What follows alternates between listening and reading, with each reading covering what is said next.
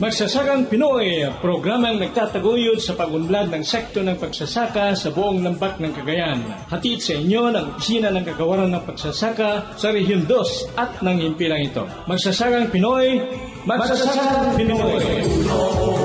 Sama-sama, sa bandang huli basta taas ang kita.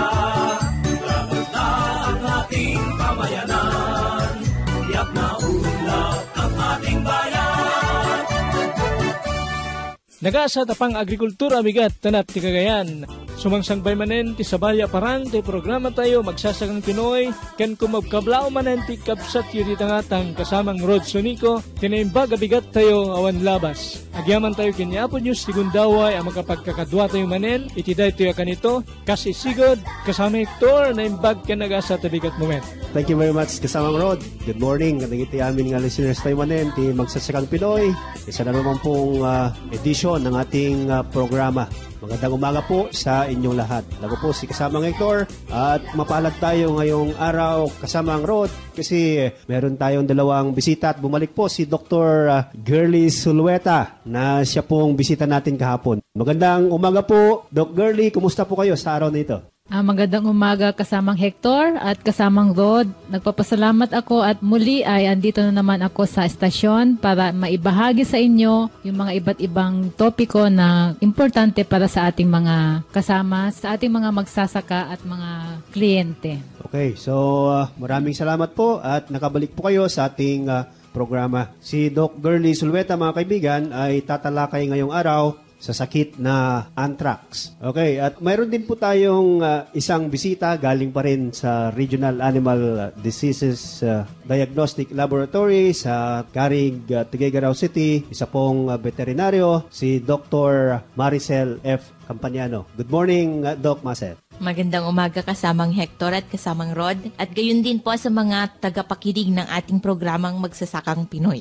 Okay, salamat po at nandito po kayong dalawa na makipag-ugnayan sa ating mga magsasaka sa araw na ito. At si Doc Maricel, mga kaibigan, ay tatalakay po sa mga bagong nagsusulputang mga sakit na mga kambing at tupa natin dito sa Cagayan Valley. Kasamang Rod. Diyos sige na kasamang Hector. Rugyan din kagabsat ti makipatpatang ken makinistorya ken ni Dr. Girly iti tupi ko nga naisagana iti nga bigat may panggep ti sakit nga anthrax. Doktora, anya detoy makunkunang sakit nga anthrax? Ito pong anthrax ay isang sakit na dulot ng isang bakterya na kung tawagin ay Bacillus anthracis. At nakakapinsala ito sa mga hayop at ganon din sa tao na nakakasama sa balat, sa bituka o baga. Malulunasan ang sakit sa tao pero nakakamatay sa hayop. Meron din po bang mga iba't ibang klase o tipo ng sakit na anthrax? Meron po tayong tatlo. Una, ang tinatawag nating cutaneous o ito yung nakakaapekto sa balat ng tao. Meron din tayong tinatawag na inhalation o yung nakakaapekto ito sa lungs. At meron din po tayong tinatawag na gastrointestinal. Ito po yung digestive o kasi ito po yung pag nakain na nila yung hayop na may bacteria. At masasabi rin po bang na itatransmit ito sa kapwa tao o from human to animal or vice versa? Paano po ito na itatransmit, Doktora? Yung anthrax po ay hindi po naman na itatransfer sa tao from one person to another. Yung ating anthrax po, yung mga tao ay mai-infectionan sila kung hahawakan nila yung produkto na galing sa na-infectionan na hayop ng anthrax. Pwede rin po kung nalalanghap nila yung spore ng anthrax ay maapektuhan din sila. At kung kakainin po nila yung undercooked na karne ng hayop na may anthrax.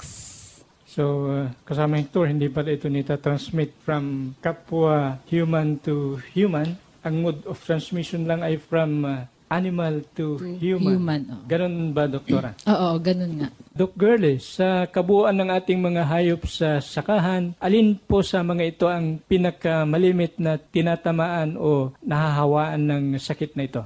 Yung ating mga kalabaw, mga baka, mga tupa at kambing ay malimit na naapektuhan ng anthrax. Although mga canine or mga aso at mga baboy ay pwede rin ho silang maapektuhan. Thank you very much, Doc Gurley. Gaano rin po ka-delikado ang sakit na anthrax? Actually ho, yung Centers for Disease Control and Prevention sa US ay classify nila yung anthrax as under category A. Ang ibig ho sabihin niyan ay talagang nagpopos ito ng threat o great possible threat sa ating mga mamamayan. Ito din po ay kailangang malaman ng ating mga kababayan na delikado po ang sakit na ito. Kasi po may mga nangyari noon na may mga kumain ng mga hayop na apektado ng anthrax ay may mga namatay. At lalong-lalo na din ho, yung nalalanghap lang ay mas grabe po yung nangyari sa kanila. So, may history dito na nung 2001, may cases ng inhalation anthrax, sila po ay namatay.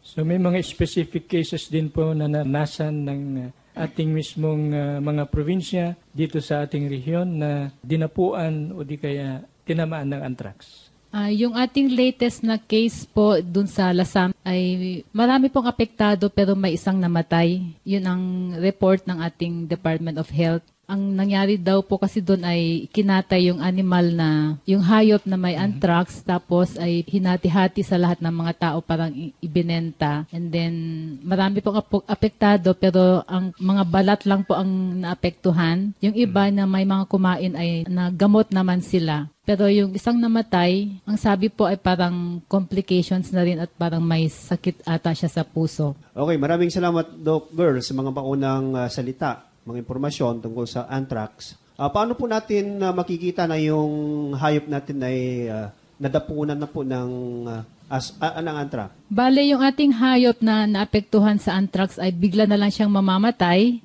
Pagkatapos nun ay may lalabas ng mga dugo sa kanyang ilong, sa kanyang tenga, at sa kanyang puwitan.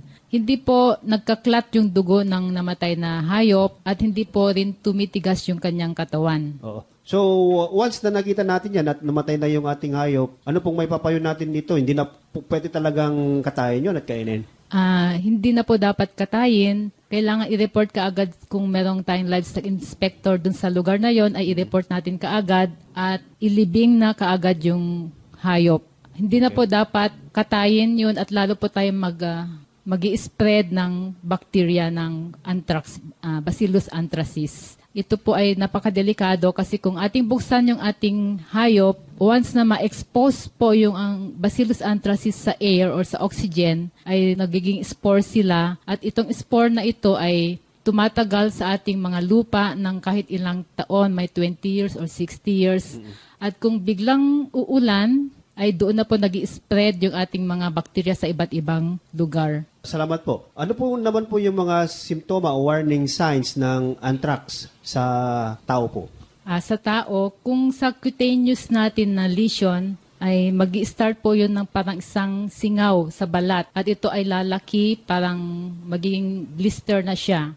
Hanggang magkaroon siya ng black area sa center. So, sa gastrointestinal naman, ang mga sintomas ay nasusuka siya, wala na siyang ganang kumain, nagtatay siya ng dugo at may lagnat. Tapos ay sumasakit na yung kanyang tiyan. Yung sa ating inhalation naman, ay nagkakaroon siya ng cold or flu symptoms. At magkakaroon siya ng sore throat, may mild fever at saka muscle aches, parang flu symptoms. So later naman magkakaroon na siya ng cough, mga chest discomfort, nahihirapan na siyang huminga at saka may mga muscle pain din siya. So, ilang days po bago mag-appear itong mga simptomas sa tao po, Doc? Sa tao naman, within 7 days ay makikita na po yung ating simptomas. Sa inhalation anthrax, within 1 week or mas longer pa, mga up to 42 days ang pag-appear ng simptomas. Okay. So maraming salamat po. Ipagpatuloy po natin mga kaibigan ang ating pakikipagtalakayan kay Dr. Gurley. Makalipas po ang ilang paalala.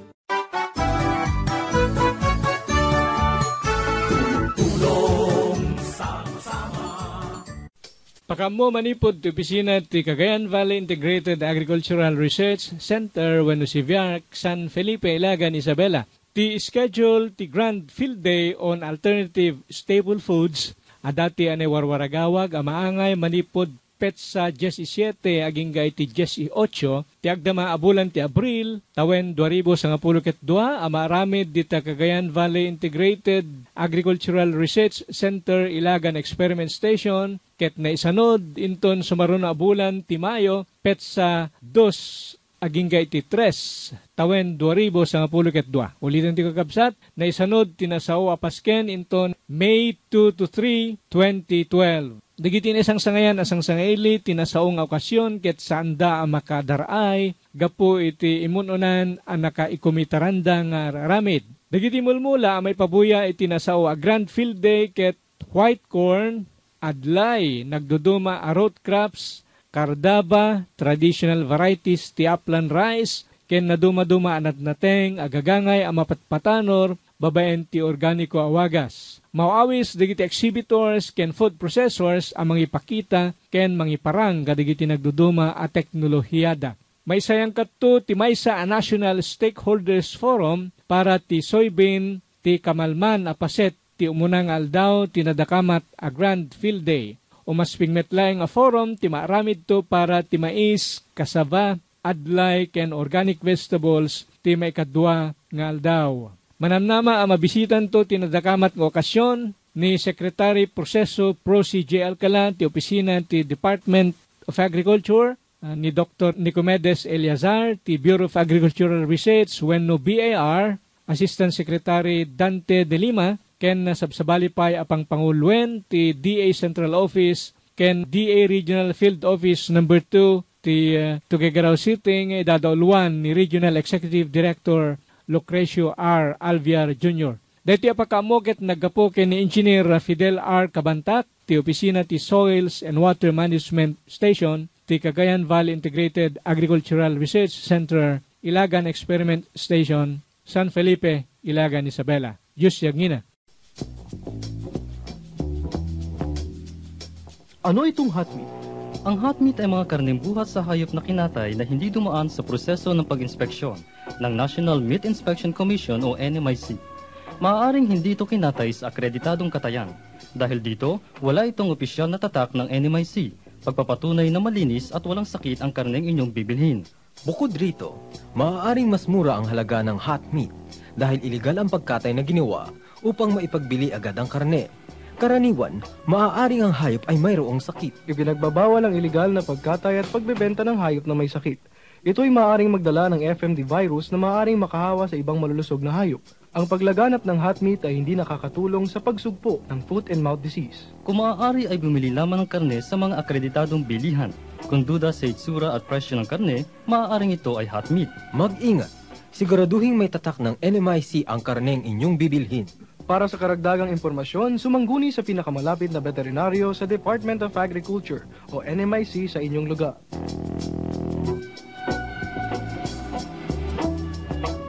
Ang paalalang ito ay hatid sa inyo ng Department of Agriculture, Bureau of Animal Industry, FMD Task Force, OSAID FAO FMD Control Project at ng himpilang ito. Sa rabies ng aso't pusa ay mag-ingat kayo. Laking piruhisyo, rabies ay delikado.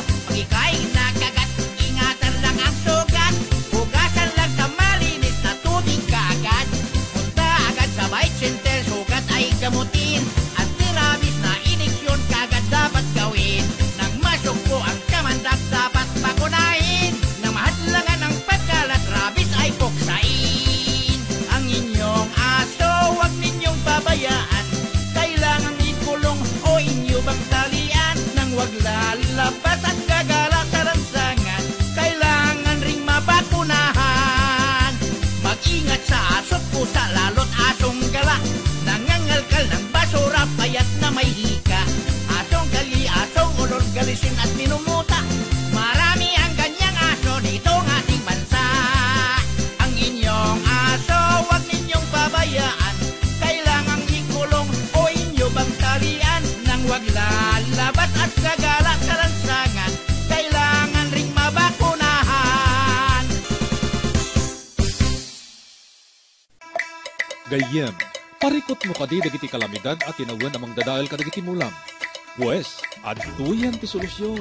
Ti 5 into cropping scheme, when naman lima panagtalon itilas unti duwatawan. Posible gayam. Naiplano ti panagmula tapno mailisi dagiti raep kadagiti didigra akas iti bagyo. Layos, lamiis ken tikag. Mangted pa iti gobyerno iti nananay at tulong a technical ken financial, kas tamat iti panakapartuat dagiti bini apang bakal kadagiti dakes akas sasaad ti panawan. Resistant iti tikag, layos, lamiis ken peste iti pinagayan. Makipartisipar ken makidangga iti 5 into cropping scheme tapno manamnama ti balaygi ti Rice Self-Sufficiency Program ti gobyerno. Para itinananay nga impormasyon, makiuman kadagiti kasitkan ng opisina ti NIA ken ti Department of Agriculture dita lugaryo. Agtignay kan gayam! Itan!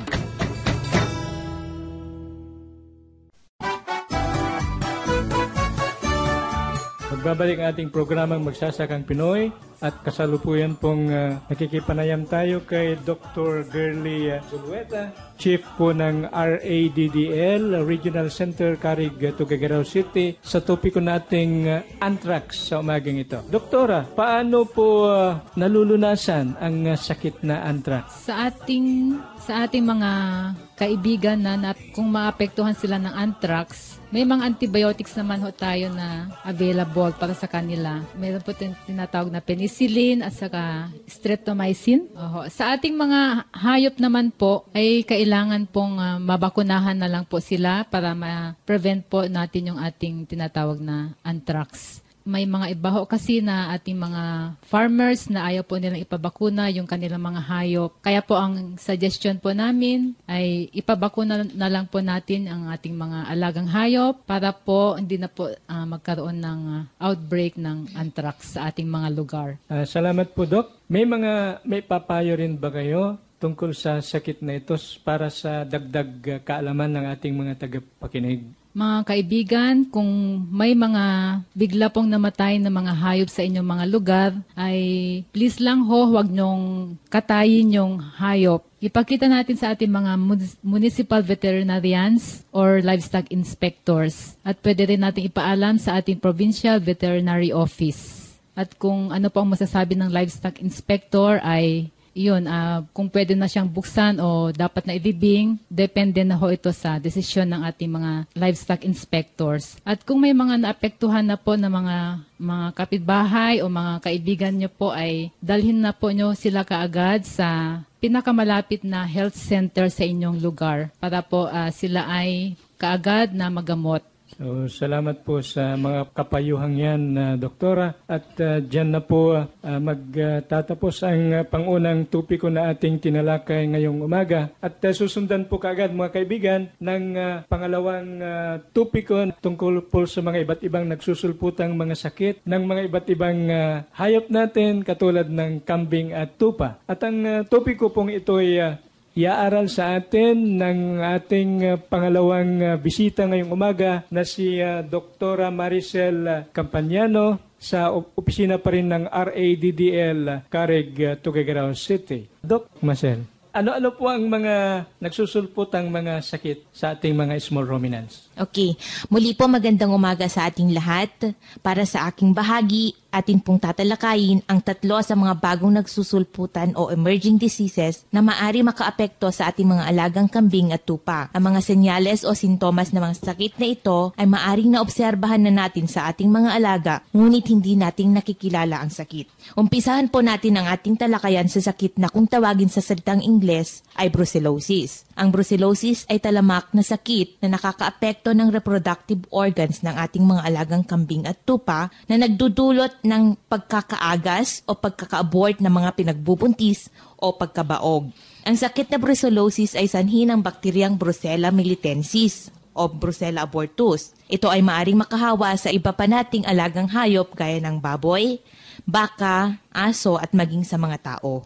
Kaya napakahalaga na makilala natin ang sakit na ito. Paano naman pong naitatransmit ang sakit na ito from human to fellow human, from human to animal, or vice versa, Doktora? Okay, napakaganda ng katanungan yan, kasamang Rod. Ang bakteryang nagsasanhi ng sakit na brucellosis ay maaring pumasok sa katawan ng isang hayop o maging sa tao sa pamamagitan ng pagkalulon o pagkain at paglanghap ng kontaminadong bagay. Ngunit dahil ito ay nakakaapekto ng reproductive organs, kadalasang nakukuha ito ng hayop sa pamamagitan ng pagpapalahi sa mga may sakit na hayop. Okay, Doc Marcel, ano po yung mga signs and symptoms ng brucellosis? Okay, pagpasok ng bakterya sa katawan ng hayop, magsasanhi ito ng paglalagnat sa loob ng 10 hanggang 20 araw. Kung ang apektadong hayop ay buntis, ito ay nagdudulot ng pagkakaagas o aborsyon sa huling 2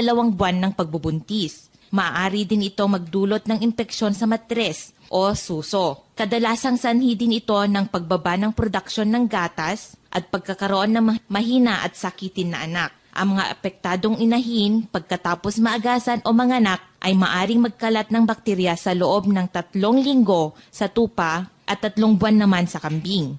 Sa mga apektadong lalaki, ito ay nagdudulot ng impeksyon sa ari o bayag ng maaring maging sanhi ng pagkabaog. Ang pangunahing epekto ng sakit na ito ay ang pagbaba ng produksyon, dulot ng pagkakaagas o aborsyon at pagkabaog. At ang katotohanan na ito ay nakakahawa sa tao. Okay, Doc. Ano po yung may papayo ninyong mga treatments sa sakit na ito? Ang kainaman ng mga sakit na gawa ng sanhi ng bakterya ay meron itong lunas. Sa sakit na brucellosis, maaari itong magamot ng antibiotiko kagaya ng gentamicin, tetracycline at rifampicin. Ngunit mas mainam pa ring makilala o madiagnose nating mabuti ang sakit upang di tayo magsayang ng ating pera at pagod sa paggagamot. Doc, ano naman po ang ginagawa ng ating opisina, mga services offered natin na para makontrol itong sakit na ito?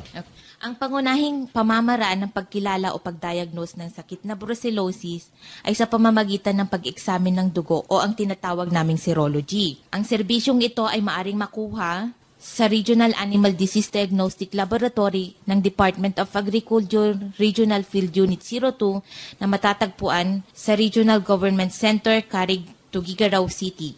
Okay, maraming salamat, Doc Marcel. Aside from brucellosis, ano pa po ang ibang mga emerging diseases sa mga panahong ito? Okay, dadako tayo sa pangalawa nating sakit na ang caseous lymphadenitis o CL. Ang sakit na ito ay isa ring talamak na sakit ng kambing at tupa na nagdudulot ng abseso o pagtubo ng pigsa sa loob at labas ng katawan. Ang pigsa ay maaring tumubo sa mga kulani o lymph nodes ng mga panga, kilikili at singit at iba pang lamang loob gaya ng atay, baga, lapay at bato. Gaya ng una nating tinalakay na sakit, ito rin ay sanhi ng bakterya na kung tawagin ay Corynebacterium pseudotuberculosis. Paano naman po ang mode of transmission nito sa hayop o sa tao? Ang Corynebacterium pseudotuberculosis ay maaring pumasok sa katawan sa pamamagitan ng kontaminasyon ng mga sugat, ngunit maaari din itong masama sa pagkain at inumin ng hayop. Para po sa kaalaman ng ating mga tagapakinig, ano rin po ang mga simptomas o clinical signs ng nasabing sakit, Doc Marcel? Ang simptomas po ay depende sa dami ng kontaminasyon at ang sakit ay maaaring magdulot ng lagnat sa hayop sa loob ng 1 hanggang 2 araw pagkatapos makontamina at maaari ding magtagal ng 5 hanggang 7 araw. Ito rin ay nagsasanhi ng agarang paglabnaw ng dugo sa mga batang hayop. Kung ang bakterya ay pumasok sa sugat, ang kadalasang simptomas na makikita ay ang pagtubo ng abseso o pigsa sa pinakamalapit na kulani. Ang mga apektadong kulani ay kadalasan sa may panga, leeg, balikat, kilikili, singit at sa likod ng hita ng hayop. Ang abseso o pigsa ay maaring mahinog at pumutok at ito ay maglalaman ng mga pusyaw na berdeng matigas na nana. Ngunit kung ang bakterya ay mapapasa sa pagkain o inumin ng hayop, kadalasang simptomas ay unti-unting pangangayayat ng hayop hanggang mamatay. Kadalasang makakakita ng maliliit na gatigyawat na abseso o pigsa sa mga lamang loob gaya ng atay, baga, lapay at bato sa mga hayop na namamatay sa sakit na ito. Ang pangunahing epekto ng sakit na ito ay ang pagbaba ng kalidad ng karne ng hayop dahil sa pagkakaroon ng abseso o pigsa at pangangayayat at unti-unting pagkamatay ng apektadong hayop. Ano rin po ang mga control measures na isinasagawa ng ating opisina sa ikalulunas ng sakit na ito, Doktora? Dahil sa katangian ng sakit na ito, di gaanong epektibo ang antibiotiko sa pagpuksa ng sakit. Mainam na masuring mabuti ang hayop upang di masayang ang ating pera at pagod. Ngunit sa diagnosis, isang pangunahing pamamaraan ng pagkilala ng sakit ay sa pamamagitan ng bacterial isolation o pagpapatubo ng bakteryang nagdudulot ng sakit mula sa mga abseso o pigsa. Sa pamamagitan din nito ay maaari tayong magrekomenda ng kaukulang antibiotiko na epektibo para sa pagpuksa ng sakit. Ang mga serbisyong ito ay maaring makuha sa Regional Animal Disease Diagnostic Laboratory ng Department of Agriculture Regional Field Unit 2 na matatagpuan nga sa Regional Government Center, Tarig, Tuguegarao City. Salamat, Doktora. May pangatlo pang sakit dito na tinatawag na Caprine arthritis and encephalitis. Paano naman po ninyo ipaliwanag ang sakit na ito, Doktora? Okay. Ang Caprine arthritis and encephalitis or CAE ay sakit ng kambing, ngunit maari din itong makahawa sa tupa na nagdudulot ng pamamaga sa kasukasuan o yung tinatawag na arthritis na nagiging sanhi ng pamimilay sa matatanda at maging sa mga batang kambing. Ang sanhi ng CAE kontra sa ating naunang dalawang sakit, ito ay gawa ng retrovirus na kapamilya ng virus na sanhi ng AIDS sa tao. Ngunit wala pa pong pananaliksik na makakapagpatunay na ang sakit na CAE ay nakakahawa sa tao. Paano rin po ito na itatransmit sa tao o di kaya sa ating mga hayop? Sa hayop, maipapasa ng isang inahin na kambing ang sakit sa anak nito sa pamamagitan ng kontaminadong colostrum o gatas. Isa pang paraan ng pagpasa ng sakit ay sa pamamagitan ng kontaminadong likido gaya ng dugo mula sa may sakit na hayop. Doc Marcel, punta rin tayo sa mga clinical signs para sa kaalaman ng ating tagapakinig. Okay po. Ang apektadong hayop ay maaaring magkaroon ng pulmonya, pamamaga ng kasukasuan, nagdudulot ng pamimilay, at pagkaparalisa, pagbaliko ng leeg at ulo o umiikot na paglalakad at abnormal na suso, baga at atay. Ang mga komplikasyon ng sakit nito ay maaaring magsanhi ng pagkamatay ng hayop. Ito ay maaari makaapekto ng anumang lahi, edad at kasarian ng kambing at wala pa pong gamot na maaring makalunas o bakuna na maaring magbigay ng proteksyon upang maagapan ang pagkakaroon ng sakit na ito. Doktora, may mga kaparaanan din ba para ma-diagnose ang sakit na ito? Ang pangunahing pamamaraan ng pagkilala o pagdiagnose ng sakit na CAE ay sa pamamagitan ng serology o ang pag-examine ng dugo. At ang serbisyong ito po ay maaring makuha sa Regional Animal Diagnostic Laboratory na matatagpuan sa Regional Government Center, Tarig, Tuguegarao City. So, salamat Doktora sa pagtalakay po natin sa mga tatlong nagsusulputang mga sakit na pwede pong dumapo sa ating mga kambing, di kaya mga tinatawag na small ruminants. Kasama ito, hindi na po natin namamalayan ng oras at magpapaalam na po ang ating programa. Hingin na po natin ang panghuling mga short messages from Dr. Girly Zulueta. Doc Girly. Maraming salamat kasamang Rod. Ako po ay nagpapasalamat sa pag-imbita nyo sa akin sa istasyon na ito para maibahagi namin ang mga topiko na dapat niyong malaman para sa ating mga alagang hayop. At magandang umaga sa inyong lahat. At parting message din from Doc Marcel. Maraming salamat po sa oportunidad na naipagkaloob sa akin upang maibahagi ang aking kaalaman. Isa pong napakalaking karangalan ang maging bahagi ng ating programang Magsasakang Pinoy.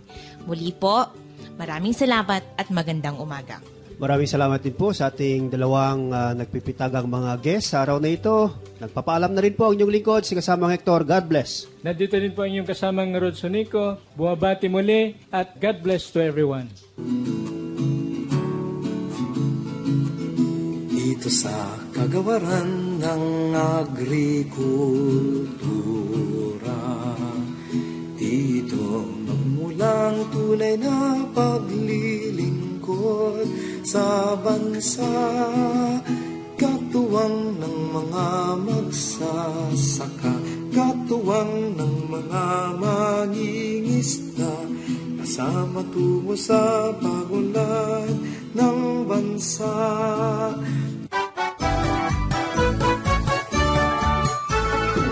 Magili naming taga-subaybay, ating natunghayan ang isa pang edisyon ng programang Magsasakang Pinoy na nagbigay alam ng sari-saring impormasyon tungo sa ikaunlad ng sektor ng pagsasaka sa buong lambak ng Cagayan. Inihatid sa inyo ng Opisina ng Kagawaran ng Pagsasaka sa Region 2 at ng himpilang ito. Magsasakang Pinoy, magsasakang